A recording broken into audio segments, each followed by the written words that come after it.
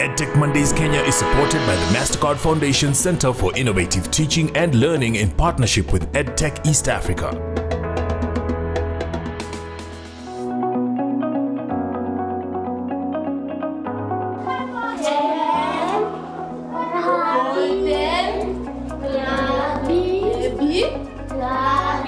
Rabbits are sleeping. Again. In many African classrooms, learners are often taught in a language that is not their first, which can slow down learning. In fact, research shows that children learn to read and write more effectively when instruction is provided in their mother tongue. In this edition of EdTech Mondays, we will explore how NABU Kenya, in partnership with various schools, is using learners' first language in early education to enhance comprehension, engagement, and overall literacy outcomes. Hello and welcome. I'm Ian Wafula. Welcome to this very first edition of EdTech Mondays 2025. But before we start the discussion, let me take you through some of the key terms that you'll hear us refer to throughout the show. We start off with foundational literacy. This refers to the basic skills of reading, writing, and understanding written and oral language. Strong foundational literacy is critical for academic success and lifelong learning. Then there is mother tongue-based learning, MTBL. This is an educational approach which begins instruction in child's first language before transitioning to additional languages. This method supports foundational literacy and cognitive development by building on what children already know. In Kenya, that could be Swahili or other local languages. Next is language of instruction, LOI, which is the primary language used to teach students in a formal education setting. When the LOI is different from a child's first language, it can create barriers to comprehension and learning. Well, now that we have a clear understanding of some of these terms, how about we find out how NABU Kenya is using children's first languages to improve their learning experience?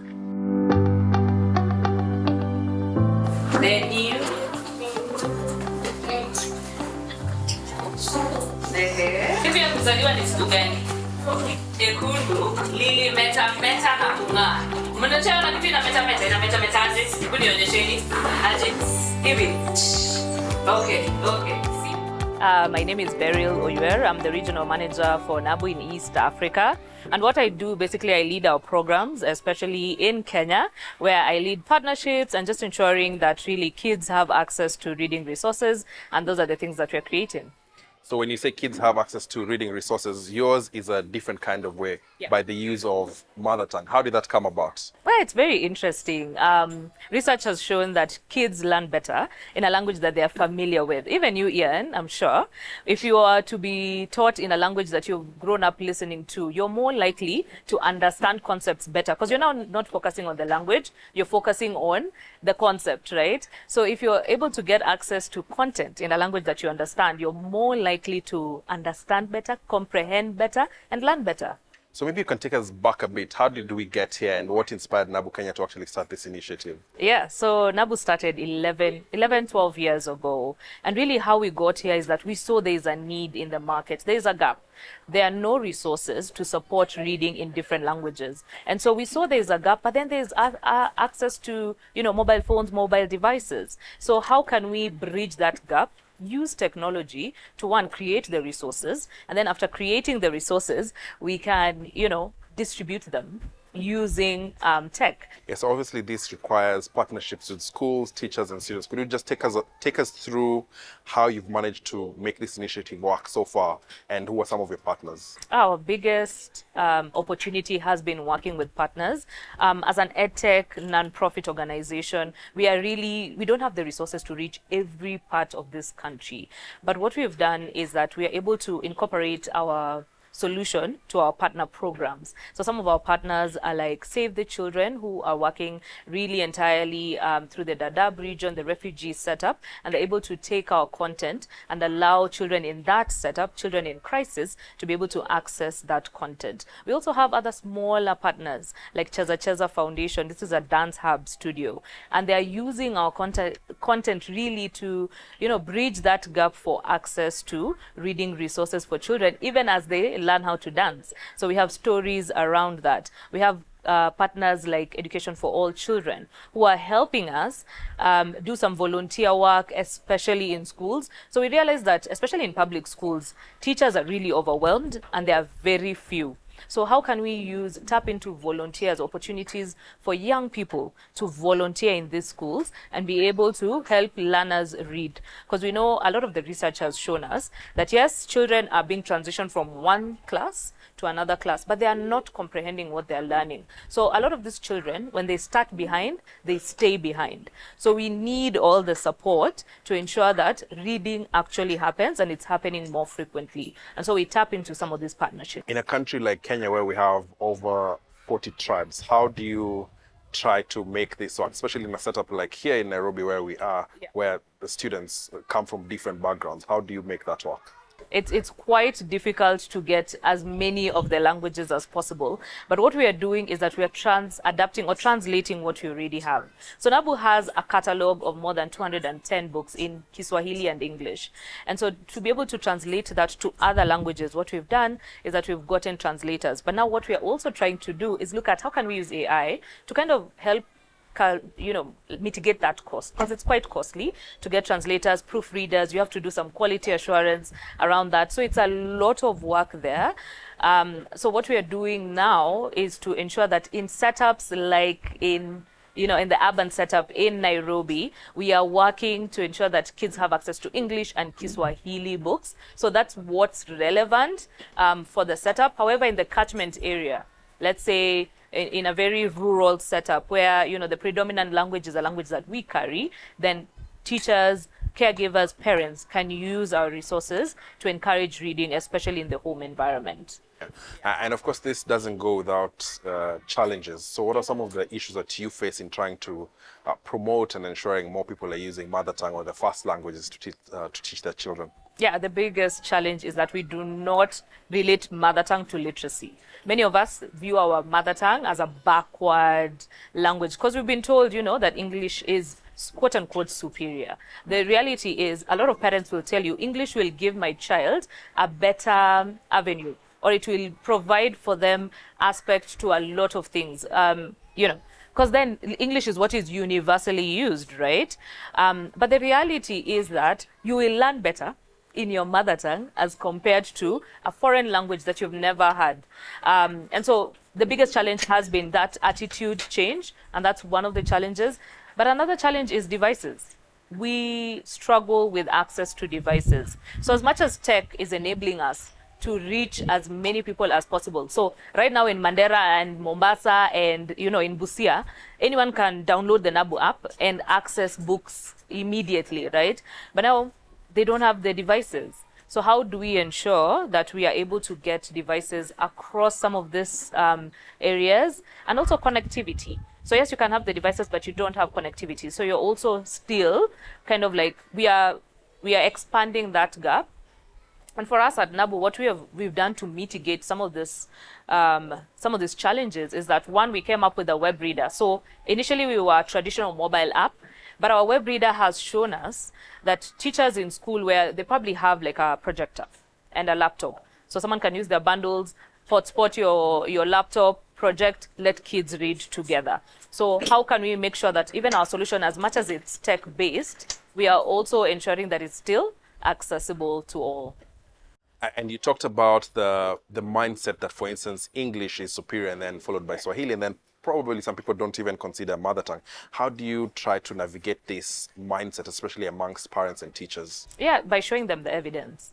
I think it's very important for us to continuously talk about it and then show the evidence. Of course, research is still being done. But for example, in Ethiopia, students who are being taught in their mother tongue performed better in like all subjects as compared to students who were being taught in a first language that they did not understand, right? And so how do you continuously show this evidence to parents? So even for us, we are currently trying to build on this evidence. Yes, we are not at the place where we would like to be, but we want to show you that, one, your mother tongue is your identity. So let's not let go of our mother tongue. Two, this is how we pass down knowledge. There are things, you and I, Ian, if we do not speak our mother tongue to our children, what happens to that language? It starts to die. It fades away. So then what happens to the cultural practices? What happens to how knowledge was being shared? That all goes away, and that's our identity. So how do we cultivate this love for language? Because our mother tongue is not backward, and we just need to see how is it being translated into literacy. And so this can also come in with the government. Policies around this. We need to create content, curriculums around this. So today you will not find any curriculum around mother tongue instruction. Yes, it is something, there's a policy actually, an ECD policy where it's a language of the catchment area. But then teachers don't have resources. Teachers are not trained on how to, facilitate reading using mother tongue. Yeah. So already you're setting them up for failure, right? So how do we ensure that some of those gaps are actually met? I mean, despite the challenges, this does sound very, very interesting. So what does the future of mother tongue, when it comes to learning, look like in Africa? I think it's great. AI is going to revolutionize how we look at mother tongue. A lot of language models, you can see that now you can get translations in different mother tongue languages. And so there's going to be a lot of content and a repository. Two, a lot of tech entrepreneurs are coming up with platforms for us to even create that content, because I think that's usually the gap. The reason why we don't read in our mother tongue is because we don't have access to resources. We don't have access to books.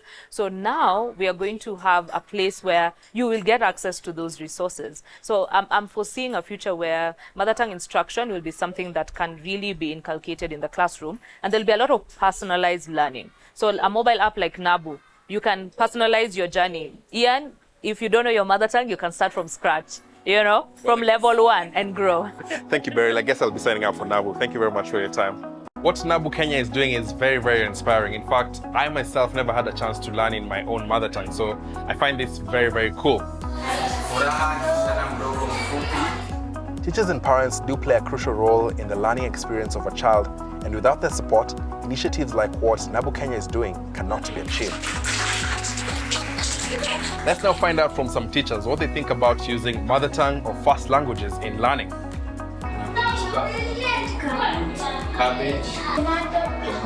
As a teacher, how have you seen the importance of first understanding language before proceeding to understanding what it is you're trying to teach them?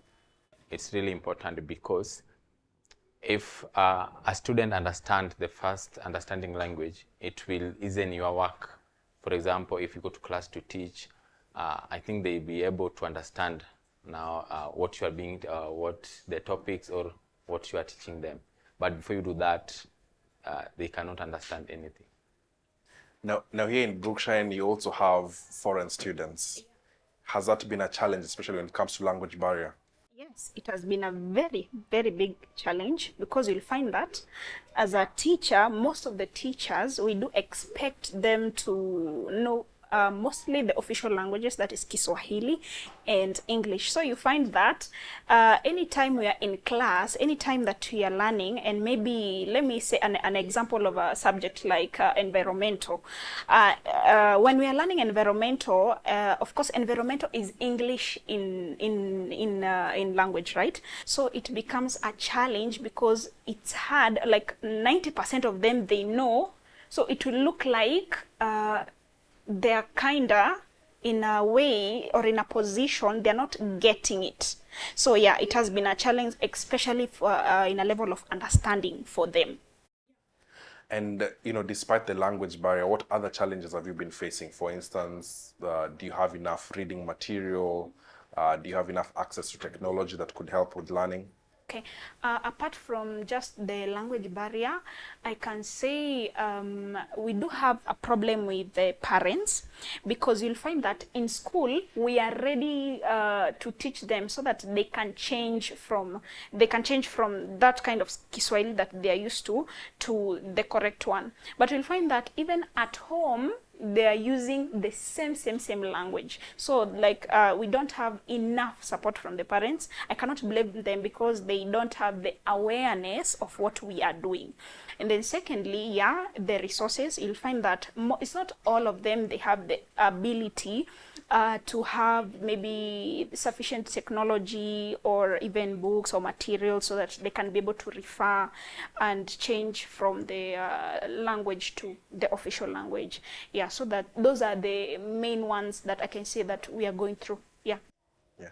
And since NABU Kenya brought you some educational material, what kind of change have you seen amongst the children so far? So far, within this first week, there's a little bit of change because you can find in grade 3 and 4, they can now be able to spell 3-letter words, also to read 4-letter words. So that's a very big change to us. Yes.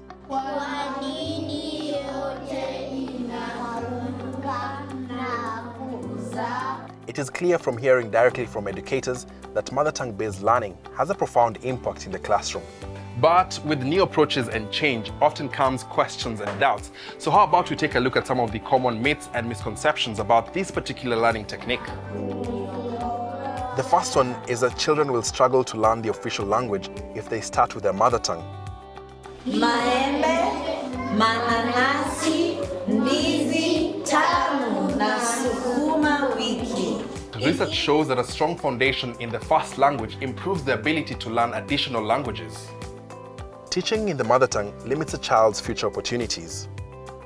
Kwa nini yote inaunga na kuzaa matunda machache? On the contrary, mother tongue education actually enhances comprehension and critical thinking, which in turn actually improves academic performance. Using multiple languages in education confuses children.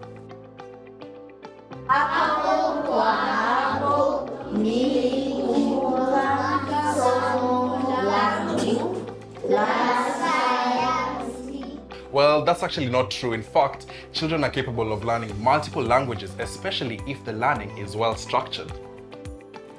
Mother tongue education is only necessary for rural or marginalized communities.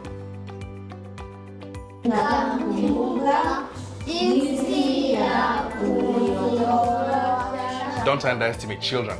Regardless of their location, they benefit in learning in a language they actually understand best. Mother tongue education is only about language, not quality learning. Kwenye shamba lake kubwa. In fact, research shows that mother tongue-based learning improves overall education quality. Well, we've seen how NABU is working with schools to enhance foundational literacy through mother tongue. But just how much work do they put to enhance the content as well? Remember my name? That one cannot remember my name. What's my name?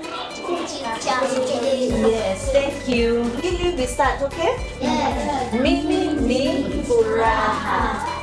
Nina umri wa miaka 8 na ninawapenda wanyama.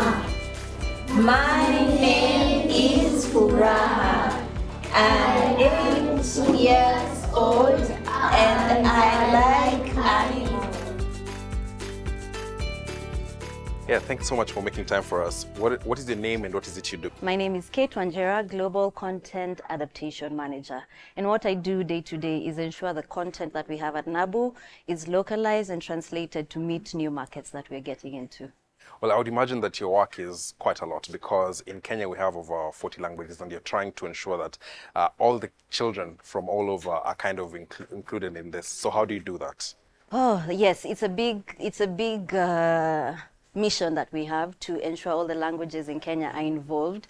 But so far we have, at NABU, we have 5 languages in Kenya. We have Swahili, Kamba, Luo, Kikuyu, and these are the languages that we have translated stories into, and we're trying to expand our reach slowly by slowly. One of the hardest thing is translators, getting translators who understand the curriculum, because our content is curriculum based or supports the curriculum, and also enough teachers who will be able to deliver this content in mother tongue language. As you know, most of us don't speak our mother tongue languages, I included, and so delivering is an issue as much as having the content in the languages. So aside from, the geographical impact of the translation, what about cultural impact? Because you've talked about Kamba, Kikuyu, and Luo as well. Yeah, these are different communities who live a different kind of lifestyle. How do you try to bring that together? Yes, thank you for that question. So we have global books, global and universal stories that are translatable and transadaptable to different languages and communities. So there are topics that we have, before we start translating, we have to look at the content that is going to the community, ensure that it's relevant for them, because if it's not relevant, it beats the purpose of them having this content. So we actually also work with teachers and curriculum developers. So say we are entering into Uganda, we'll look for Uganda teachers who will be able to go through the content that we wish to translate and deliver to Ugandan children, and tell us if this content is sound or not sound for them. So we just don't go in, translate, and then come back and rectify, but we consult educators, language experts before we get into a new market. So you've talked about the difficulties when it comes to translating, and obviously we love technology because it makes our work easier. What sort of technology are you trying to embrace to make, mother tongue highly accessible? The most interesting thing about tech is AI, and everyone is speaking about AI in different forms. In medicine, in whatever field you're in, AI has infiltrated. So for us in content, we're trying to use AI in translating the content. As much as AI is not yet where the languages are, because it's a new feature, for the major languages that are universally spoken, like Swahili, English, and yes, let me say Swahili and English, we can get pretty good translations from AI. Then we get a human being to then just edit a few things, tweak a few things here and there. But AI is one of the major tech tools that we are trying to incorporate, because it also saves us the cost of hiring. As much as we want to work with creatives and provide employment and provide a platform for creatives to express themselves, AI is answering some of our expensive problems. So yeah, we're integrating AI in writing, in translating, in editing, and also coming up with new story ideas. So you've talked about the gadgets, and I'm just wondering, and since you're online, how do I then access this content that you've put out there? So you can either access our content for free through our NABU app or on our web reader. On our web reader, the best part about it is the teacher can use in class using a projector or a computer, and they have access to over 100 reading materials, especially in Swahili. We have content around East Africa, in Kenya, Rwanda. In Uganda, we have Acholi, Runyankore, Luganda. But for the Kenyan context, a teacher can easily use their phone to access our reading material and a computer to access our web reader.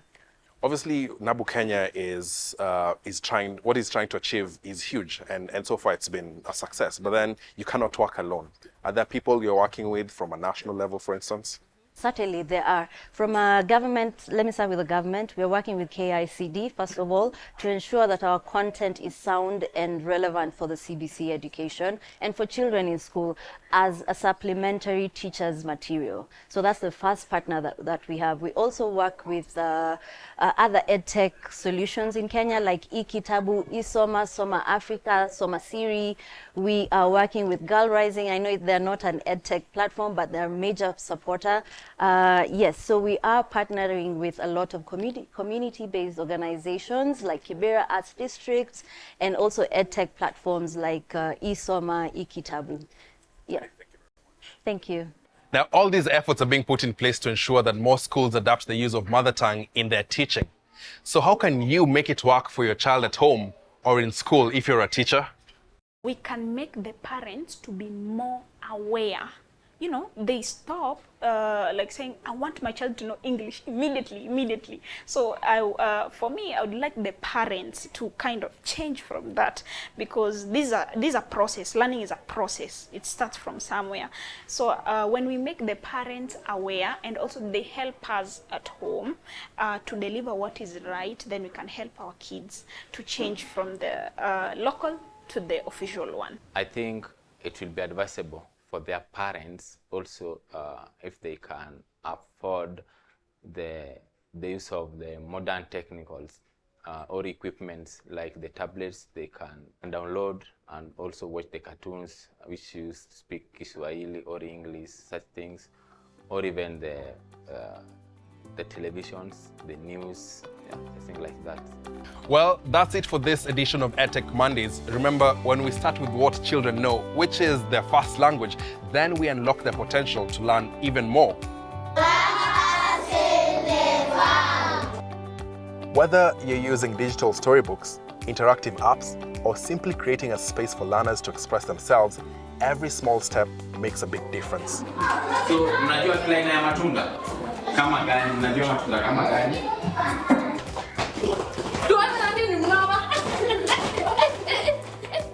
We would absolutely love to hear from you. Do reach us on the hashtag EdTech Mondays. Tell us whether these strategies have worked for you or not. Special thanks to our sign language interpreter, Rose Omolo. My name is Ian Ofula. Until next time, keep inspiring, keep innovating, and keep making learning fun. Goodbye. EdTech Mondays Kenya is supported by the MasterCard Foundation Center for Innovative Teaching and Learning in partnership with EdTech East Africa.